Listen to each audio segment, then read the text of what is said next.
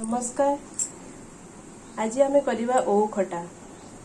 प्रथमे आम कड़े गैस रे बसई देछे एवं आम कड़े भी गरम हो सारा। एबे आम तेल दबा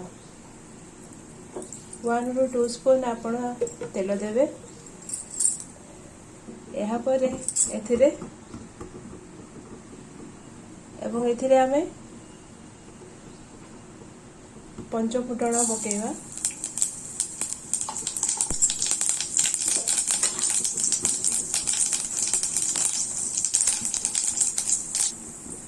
एबे आमे सेथिरे भृषंग पत्र पकेवा, बासना पत्र एवं सुखिला लंका आमे देवा।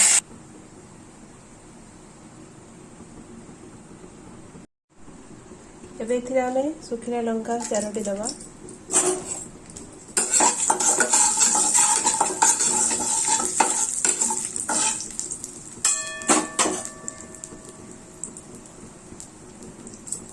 सुखिला लंका भाजी होला आमे ओउ को ढाली दबा। देखो ओउ को आमे प्रथमे सिझे की रखिथिले, एबे ओउ को आमे ढाली दबा।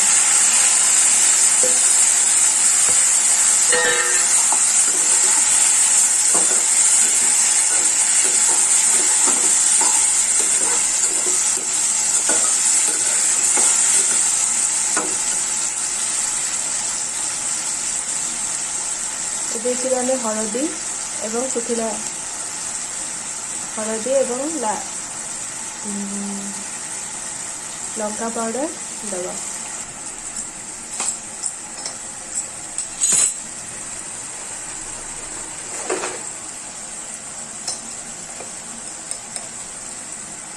हलदी 1 स्पून, लंका पाउडर 1/2 स्पून,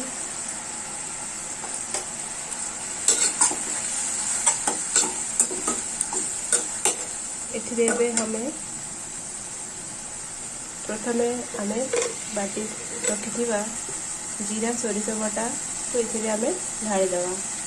जीरा सोरिष बटा रे हमें अदा और कंचा लंका भी देइछु।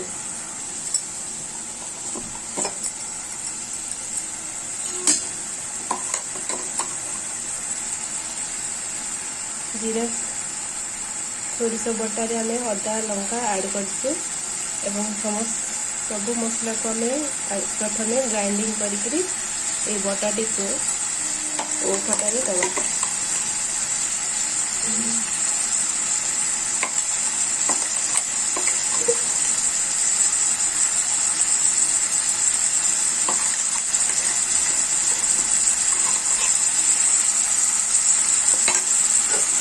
एवं एथिरे हमें 1 ग्लास वाटर ऐड करवा। एथिरे हमें 1 ग्लास वाटर ऐड कर देले। एबे आको किछि समय फुटिवा पाई छाड़ी दवा। देखंतु ओउ को सिझेला समय रे आमे लूणर व्यवहार करथिलु, तबे आपण माने भी सेही अनुसार लूण ऐड करिवे।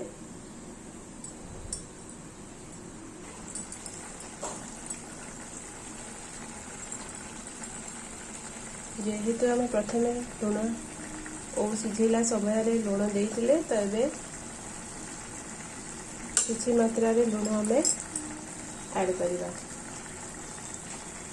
एबे हमें एथिरे गुड़ किंबा चीनी आपणको देखंतु। एबे एथिरे हमें किछि गुड़ ऐड करिवा।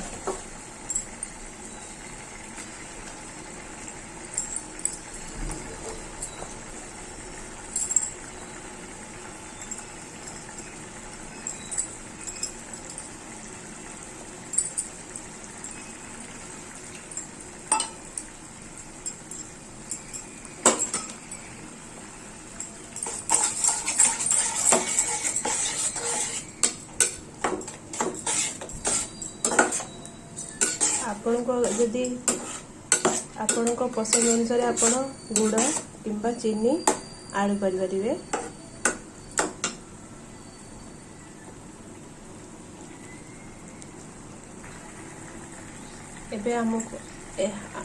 ଏବେ ଆମେ ଏହାକୁ ଢାଙ୍କି ଦେବା 5 ମିନିଟ୍ ପାଇଁ।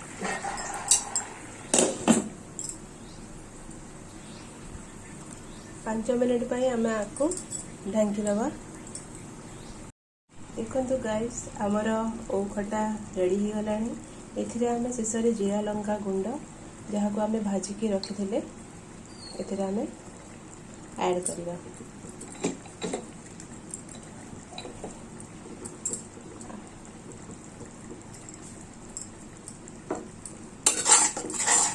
ଆମ ଓଉ ଖଟା ସମ୍ପୂର୍ଣ୍ଣ ଭାବରେ ରେଡ଼ି ହେଇଗଲାଣି।